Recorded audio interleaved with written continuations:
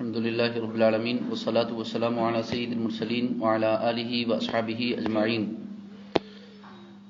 أما بعد فأعوذ بالله من الشيطان الرجيم. بسم الله الرحمن الرحيم. قل هو الله أحد الله الصمد لم يلد ولم يولد ولم يكن له كفوا أحد. صدق الله العظيم. ہر درد کی دوا ہے صلی علی محمد، تعویذ ہر بلا ہے صلی علی محمد. درود پاک پڑھیں. اللہم صلی وسلم علی سیدنا و مولانا محمد معدن الجود والکرم و آلہ و صحبہ وبارک وسلم. صلاۃ و سلام علیک یا رسول اللہ، صلاۃ و سلام علیک یا حبیب اللہ یا کریم اللہ وعلی آلک و اصحابک یا شفیعنا عند اللہ.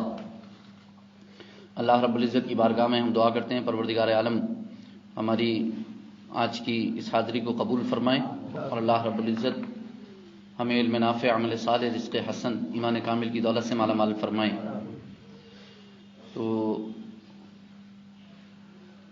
پچھلے ہمارے درس اور محاضرے میں گفتگو جو تھی وہ استغاثہ پر تھی، اور استغاثہ کے متعلق چند باتیں، ضروری باتیں آپ کے گوش گزار کی تھیں.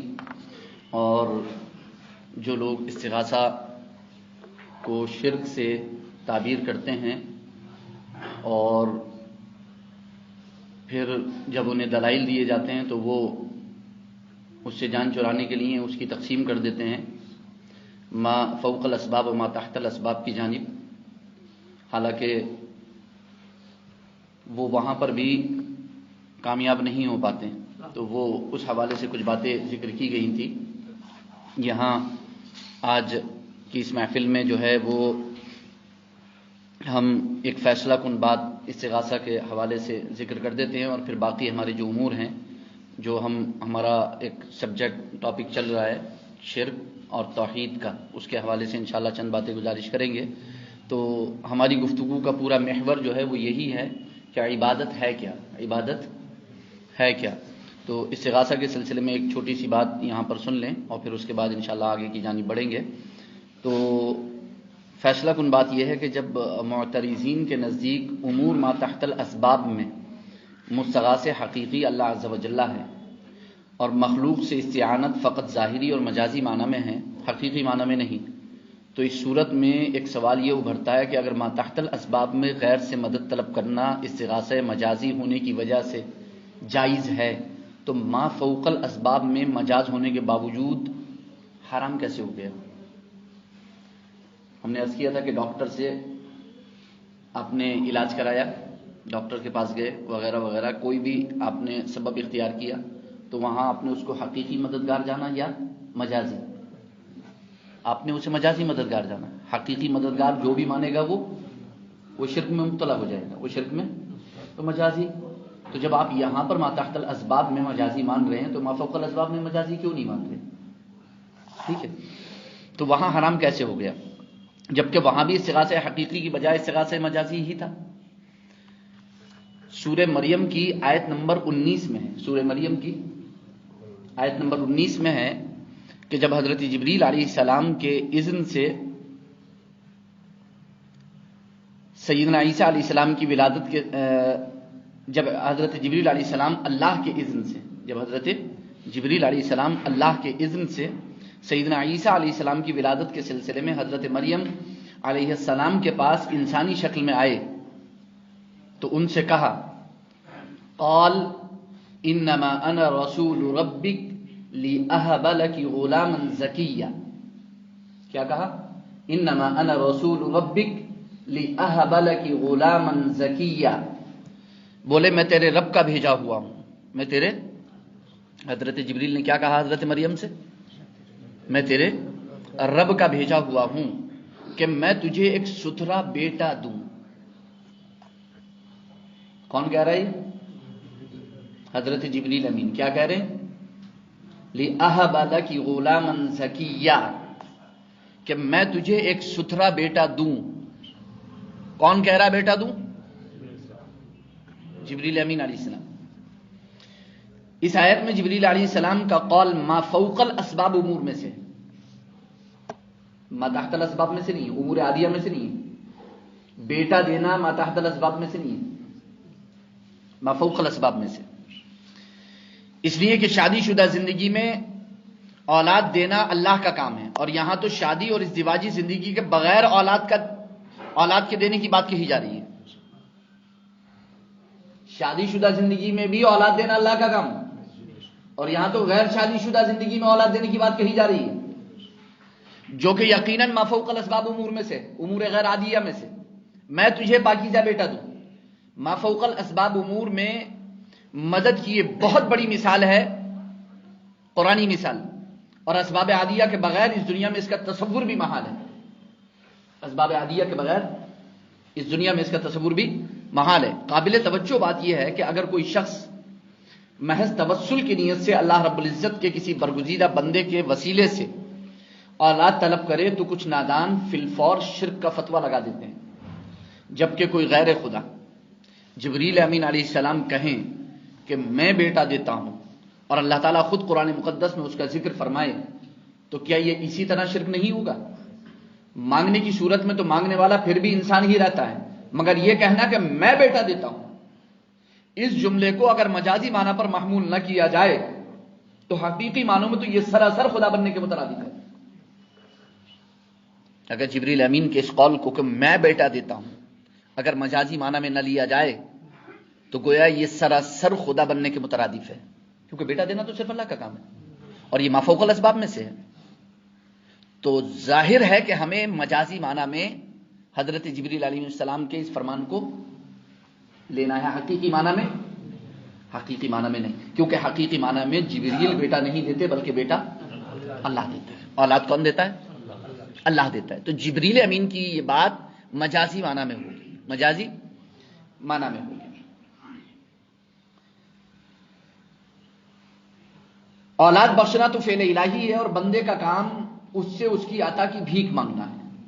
بندے کا غیر اللہ سے مدد مانگنا اگر مطلقاً شرک ہے تو پھر کسی دینے والا غیر خدا کا قول کہ میں بیٹا دیتا ہوں تو بدرجہ اولا شرک قرار دیا جانا چاہیے۔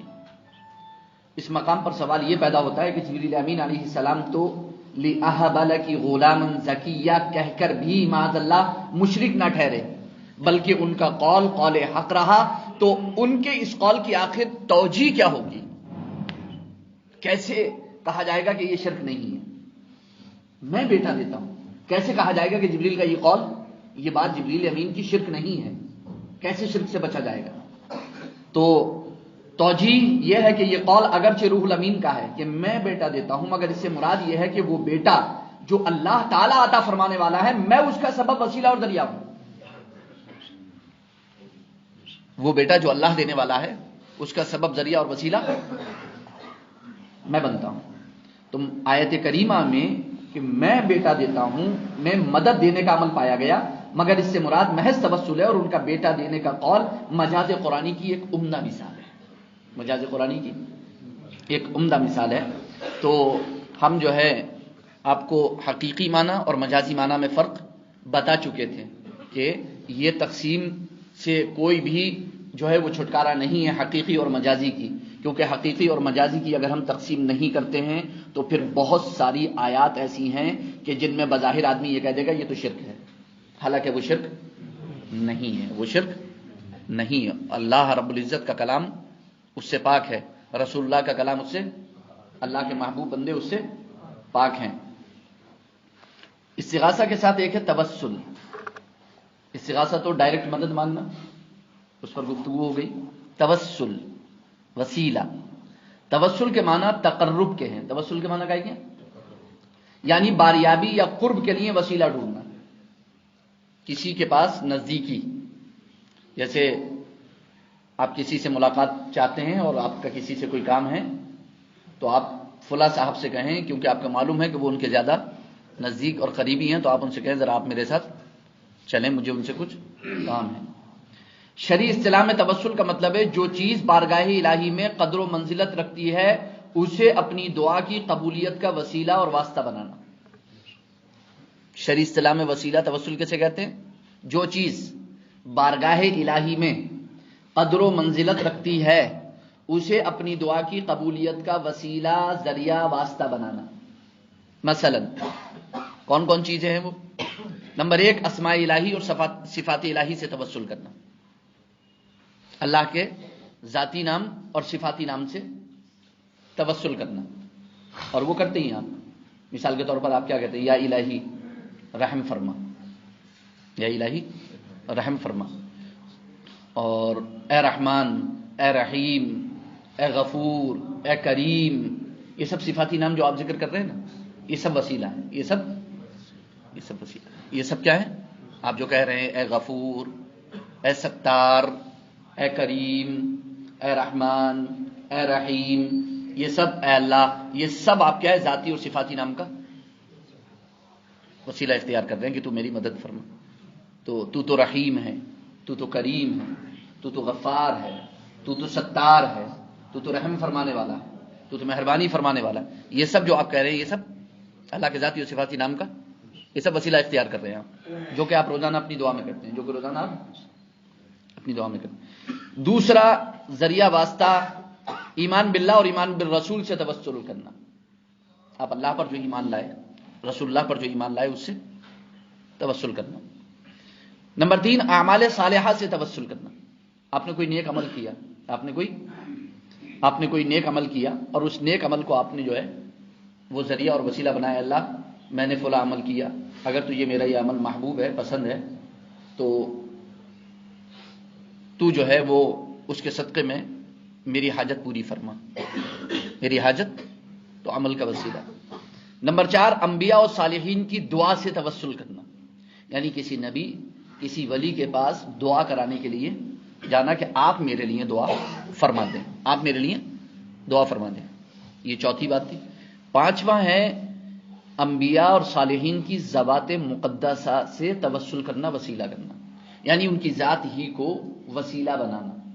اے اللہ محمد مصطفیٰ کے صدقے میں، اے اللہ رسول اللہ کے صدقے میں، فلاں نبی یا فلاں صالح کے وسیلے سے میں تیری بارگاہ میں دعا کرتا ہوں، تو میری دعا کو قبول فرما. تو سوال یہ پیدا ہوتا ہے کہ جو 5 چیزیں ہم نے ذکر کی، اسماء الہی، صفات الہی سے توسل کرنا. نمبر 2 ایمان باللہ، ایمان بالرسول سے توسل کرنا. نمبر 3 اعمال صالحہ سے توسل کرنا. نمبر 4 انبیاء اور صالحین کی دعا سے توسل کرنا کہ ان سے دعا کرانا. نمبر 5 ان کی ذوات مقدسہ سے توسل کرنا. اور یہ وسیلہ کیوں کیا جا رہا ہے ان باتوں سے؟ کیونکہ یہ وہ چیزیں ہیں جو بارگاہ الہی میں قدر و منزلت رکھتی ہیں. بارگاہ الہی میں قدر و منزلت رکھتی ہیں. اپنی دعا کی قبولیت کا وسیلہ اور واسطہ ان چیزوں کو بنایا جاتا ہے کیونکہ یہ رب کی بارگاہ میں قدر و منزلت رکھتی ہیں. Number 1، number 2، number 3، number 4. Number 1 اسماء و صفات الہی سے توسل کرنا. نمبر 2 ایمان باللہ، ایمان بالرسول سے توسل کرنا. نمبر 3 اعمال صالحہ سے توسل کرنا. نمبر 4 انبیاء و صالحین کی دعا سے توسل کرنا. ان 4 تک جو ہے وہ وسیلے کا انکار کرنے والوں کو کوئی اختلاف نہیں ہے. جو لوگ ڈائریکٹ کہہ دیتے ہیں کہ وسیلہ شرک ہے، آپ کبھی ان سے پوچھنا کہ اللہ کے ذاتی اور صفاتی نام کا وسیلہ اختیار کرنا شرک ہے؟ کہیں گے نہیں. آپ ان سے پوچھیے کہ ایمان باللہ، ایمان بالرسول سے توسل کرنا شرک ہے؟ کہیں گے نہیں، جائز ہے. آپ ان سے پوچھیے کہ اعمال صالحہ سے توسل کرنا شرک ہے؟ تو کہیں گے نہیں، جائز ہے. آپ ان سے پوچھیے کہ انبیاء صالحین کی دعا سے توسل کرنا جائز ہے یا شرک؟ تو کہیں گے کہ جائز ہے. جو لوگ ڈائریکٹ کہہ دیتے ہیں کہ وسیلہ شرک ہے، آپ گوگل پہ سرچ کیجئے، یوٹیوب پہ سرچ کیجئے کہ وسیلے کا کیا حکم ہے، وسیلہ جائز ہے کہ شرک. آپ کو بہت ساری ویڈیوز نکل کے آئیں گی، بہت ساری کلپس نکل کے آئیں گی، جس میں آپ کو وہابی ازم کی اور جو وہابیت کو فالو کرتے ہیں ان لوگوں کی جو کلپس نکل کے آئیں گی، آڈیوز، ویڈیوز. تو اس میں ڈائریکٹ لکھا ہوگا کہ وسیلہ شرک ہے. حالانکہ آپ کسی بھی وہابی سے، کسی بھی غیر مقلد اہل حدیث سے، سلفی سے، اس کا ہاتھ پکڑ کے اس سے کہنا کہ دل پہ ہاتھ رکھ کے بتاؤ کہ ان 5 طریقوں میں سے کون کون سا وسیلہ جائز ہے اور کون سا جو ہے وہ شرک ہے. 4 تک وہ نہیں کہہ سکتا کہ شرک ہے، یہی کہے گا کہ جائز ہے. 5ویں پہ آ کر کے اٹک جائے گا. کون سا؟ انبیاء و صالحین کی ذوات مقدسہ سے توسل کرنا. تو وسیلہ شریعت میں کسے کہتے ہیں؟ بارگاہ الہی میں جو چیز بارگاہ الہی میں قدر و منزلت رکھتی ہے اپنی دعا کی قبولیت کا واسطہ اور وسیلہ اور ذریعہ بنانا اسے. اسماء الہی و صفات، اس کا بھی وسیلہ آپ نے توسل کیا، ایمان باللہ ایمان بالرسول کا بھی، اعمال صالحہ کا بھی، انبیاء و صالحین کی دعا سے بھی. یہ ساری چیزیں قدر و منزلت رکھتی ہیں. کوئی بول رہا ہے باہر؟ تو یہ ساری چیزیں قدر و منزلت رکھتی ہیں. تو آپ ان سے سیدھے سوال کرنا کہ کیا انبیاء اور صالحین کی ذوات مقدسہ قدر و منزلت نہیں رکھتی؟ ان کی کوئی قدر نہیں ہے اللہ کی بارگاہ میں؟ کوئی منزلت نہیں ہے اللہ کی بارگاہ میں؟ ان کی کوئی اہمیت نہیں ہے اللہ کی بارگاہ میں؟ یعنی اتنی بھی اہمیت نہیں جتنے تمہارے عمل کی اہمیت ہے. بھئی اسی لیے تو آپ اپنے عمل کا وسیلہ پیش کر رہے ہو نا، حضور کی ذات کا وسیلہ پیش نہیں کر رہے ہو. کیوں؟ سوال ہے نا کہ بھئی آپ کے عمل کے برابر بھی معاذ اللہ رب العالمین حضور کی قدر و منزلت نہیں ہے اللہ کی بارگاہ میں. مطلب آپ کا عمل اتنا اعلیٰ ہے، اتنا عرفہ ہے کہ آپ کا عمل تو وسیلہ بن سکتا ہے لیکن حضور کی ذات وسیلہ نہیں بن سکتی. اب سوال کریں، اس سے پوچھیں، تب دیکھیں کہ وہ کیا جواب دے گا. اگر قلابازی نہ کھائے تو آپ دیکھ لینا. اسے کہنا دل پہ ہاتھ رکھ کے ایک مرتبہ کہہ دو دل سے بس کہ ہاں تمہارا عمل جو ہے وہ اتنا عرفہ والا ہے کہ حضور کی ذات بھی اس کے برابر منزلت و مرتبے میں اللہ کی بارگاہ میں نہیں ہو سکتی. نعوذ باللہ رب العالمین. اور کون ہے سچا مومن جو ایسا دعویٰ کرے؟ ہمارا عمل، خدا کی قسم ہمارا عمل تو ہمارا احد پہاڑ کی برابر عمل جو ہے صحابہ کے ایک مٹھی برابر عمل کی برابر نہیں ہو سکتا. صحابہ کے تو نبی اکرم صلی اللہ علیہ وسلم کی تو بات ہی، یعنی بارگاہ رب العزت میں جس چیز کی قدر و منزلت ہے اسے وسیلہ بنانا. شریعت اہل سنت و جماعت کے نزدیک یہ پانچوں قسم کے وسیلے جائز و مستحسن ہیں. پانچوں قسم کے: اللہ کے ذاتی اور صفاتی نام سے توسل کرنا، ایمان باللہ ایمان بالرسول سے توسل کرنا، اعمال صالحہ سے توسل کرنا، انبیاء صالحین کی دعا سے توسل کرنا، انبیاء اور صالحین کی ذوات مقدسہ سے توسل. پانچوں قسم کے توسل جائز مستحسن. البتہ منکرین وسیلہ کے نزدیک صرف آخری قسم کا وسیلہ ناجائز و حرام ہے، باقی سب جائز ہے. اور یہ ان کی کتابوں میں لکھا ہوا ہے. اگر وہ آج یہ کہہ بھی دیں تو ان کی کتابوں میں لکھا ہوا، وہ منکر نہیں ہو سکتے. چاروں قسم کے توسل ان کے یہاں وسیلہ جائز ہے. تو اتنا تو کنفرم ہے کہ وسیلہ مطلقاً شرک نہیں ہے. جو فوراً اٹھا کر کے کہہ دیا جاتا ہے کہ وسیلہ شرک حرام ہے.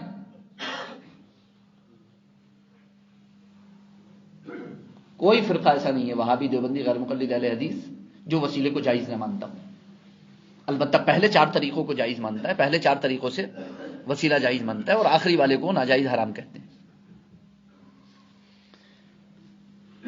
توسل کرنے والا دراصل جو اعمال صالحہ یا دعا کرتا ہے بارگاہ الہی میں ان کی قبولیت چاہتا ہے.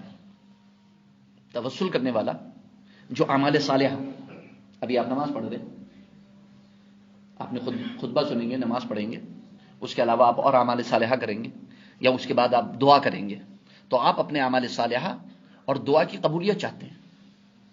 اعمال صالحہ اور دعا کی قبولیت چاہتے ہیں، اور وہ قبولیت کی حقیقت سے ناشنا ہے. ہمیں نہیں پتا کہ قبول کیسے ہوگی. قبولیت کی حقیقت سے قبول ہوئی بھی کہ نہیں ہوئی، اور کیسے قبول ہوئی. اس لیے مذکورہ وسائط و وسائل میں سے کسی ایک کو واسطہ وسیلہ بنا لیتے ہیں. اللہ کے ذاتی و صفاتی نام کا وسیلہ اختیار کر لیتے ہیں، ایمان باللہ ایمان بالرسول کا، یا اعمال صالحہ کا، یا انبیاء و صالحین کی دعا کا، یا پھر جو ہے وہ انبیاء و صالحین کی ذوات مقدسہ کا. اگر حضور صلی اللہ علیہ وسلم کے زمانے میں ہوتے تو کیا حضور کی ذات کا وسیلہ اختیار کرتے کہ نہیں کرتے؟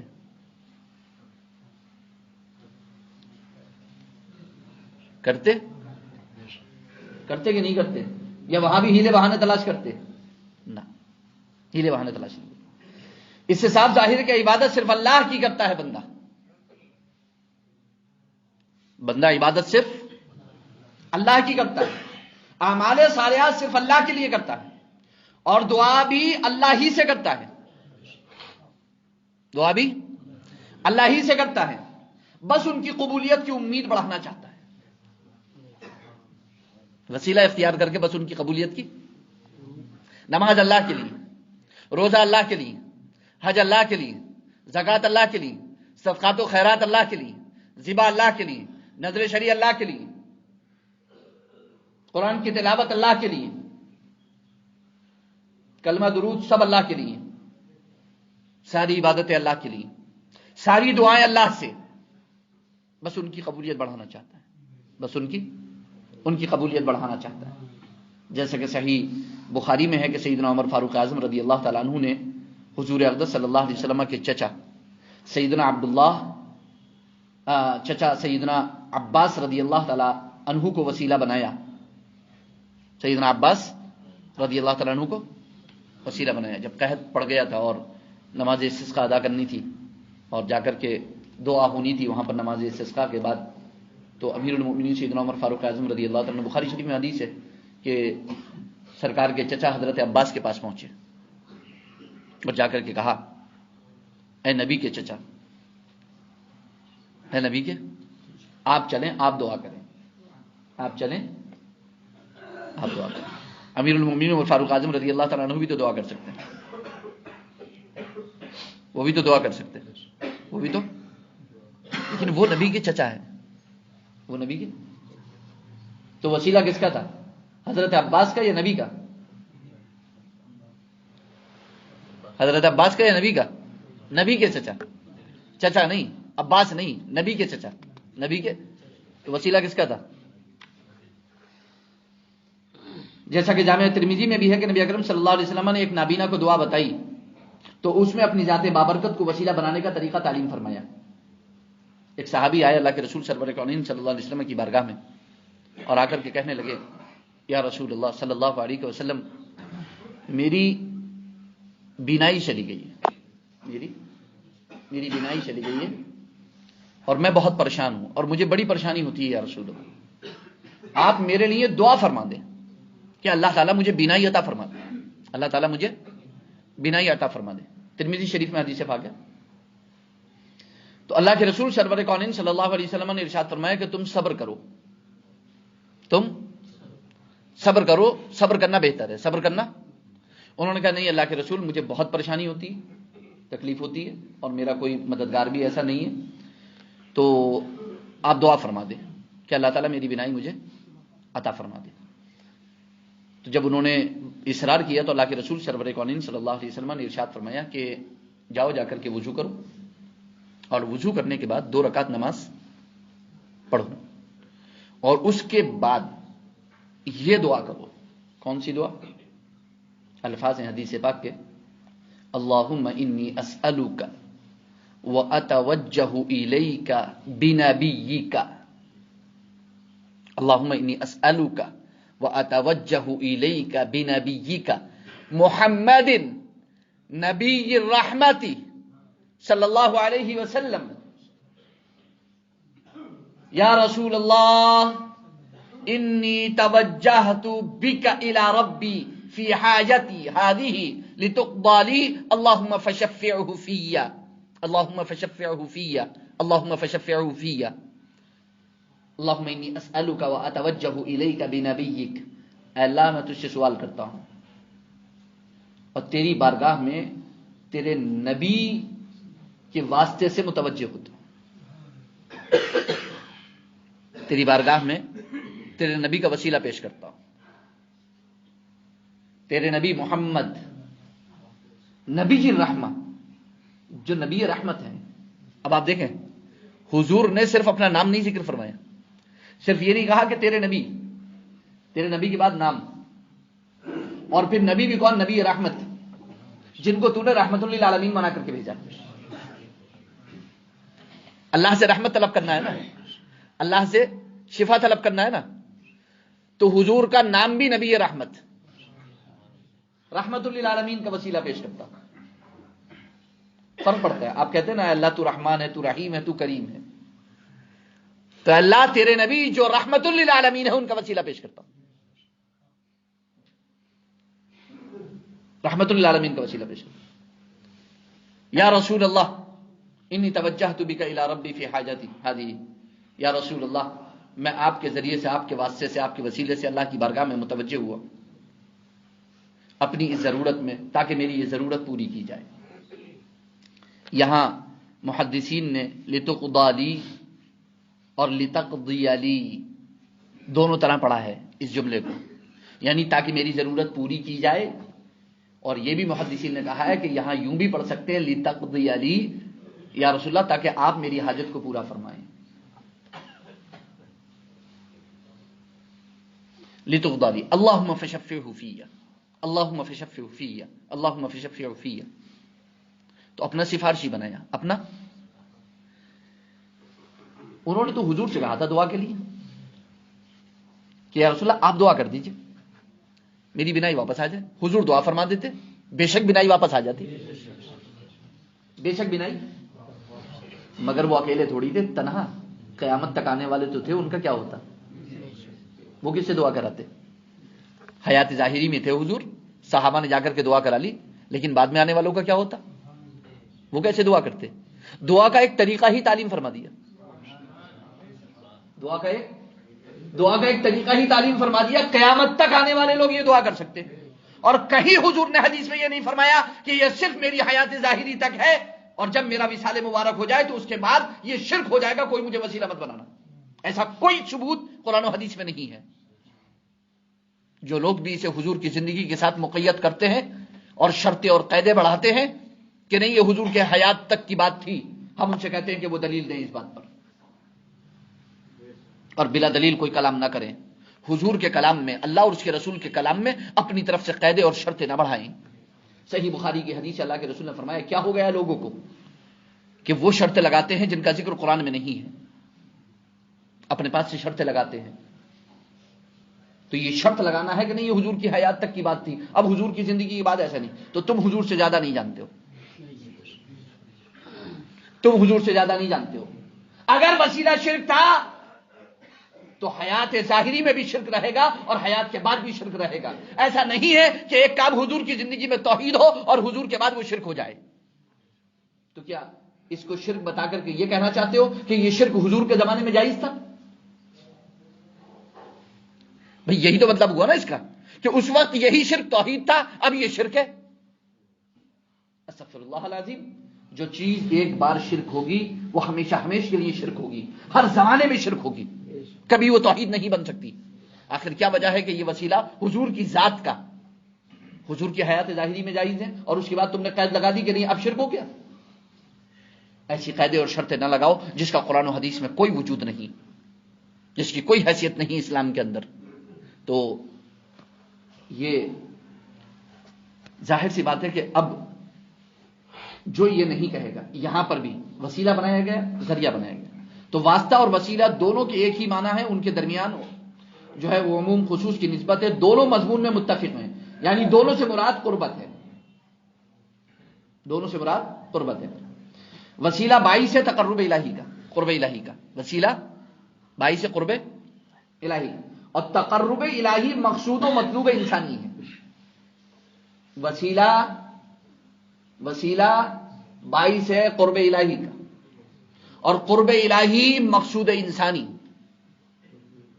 ہر انسان کا مقصود، ہر مومن کا مقصود قرب الہی، ہر مومن کا مقصود قرب الہی. اس لیے کہ سعادت و فلاح دارین، دنیا اور آخرت کی سعادت، کامیابی، کامرانی، سرفرازی بغیر تقرب کے حاصل نہیں ہوگی، بغیر قرب الہی کے حاصل نہیں ہو سکتی، بغیر قرب الہی کے حاصل نہیں ہو سکتی. اور قرب بغیر وسیلے کے نہیں ہوتا، اور قرب الہی بغیر وسیلے کے نہیں ہوتا. پس جو سعادت و فلاح دارین چاہتا ہے، جو دنیا اور آخرت کی کامیابی، کامرانی، سرفرازی چاہتا ہے، وہ وسیلہ اختیار کرے. اللہ عز و جل قرآن میں فرماتا ہے، سورہ مائدہ آیت نمبر 35 سے اللہ رب العزت ارشاد فرماتا ہے، یا ایھا الذین آمنوا اتقوا اللہ وابتغوا الیہ الوسیلہ، اے ایمان والو اللہ سے ڈرو اور اس کی طرف وسیلہ تلاش کرو. تو قرب الہی مقصود انسانی اور قرب الہی وسیلے کے بغیر نہیں ہوتا، حاصل نہیں ہوتا۔ وسیلہ تلاش کرنے کا حکم اللہ نے فرمایا ہے، اور 5 طرح کے وسیلے میں نے آپ کو بتائے، 5 طرح کے وسیلے آپ کو بتائے۔ آج جو اس مسجد میں آپ موجود ہیں، کیوں موجود ہیں؟ قرب الہی کے لیے، جس کے لیے آپ نے کائے کو وسیلہ بنایا ہے؟ نماز کو، مسجد کو، جماعت کو، دعا کو، اور پھر اس کے بعد صلاۃ و سلام۔ بہت ساری چیزیں ہیں جن کو آپ ذریعہ بناتے ہیں، وسیلہ بناتے ہیں کائے کا۔ تو قرب الہی کے لیے وسیلہ اور ذریعہ تلاش کرنے والا اور بتوں کی پوجا کرنے والا دونوں برابر ہو سکتے ہیں کیا؟ تو کیوں کہتے ہو قرب الہی کے لیے وسیلہ تلاش کرنے والوں کو مشرک؟ کہاں کا انصاف ہے یہ؟ کہاں کا دین ہے یہ؟ کون سا مذہب ہے یہ کہ جس میں قرب الہی کے لیے وسیلہ تلاش کرنے والوں کو مشرک کہا جا رہا ہے؟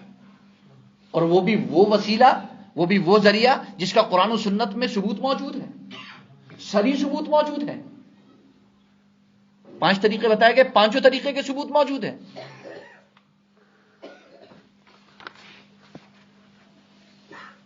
ابن تیمیہ کے شاگرد، ابن تیمیہ وہابی ازم کے سرغنہ ہیں، امام ہیں، شیخ ہیں۔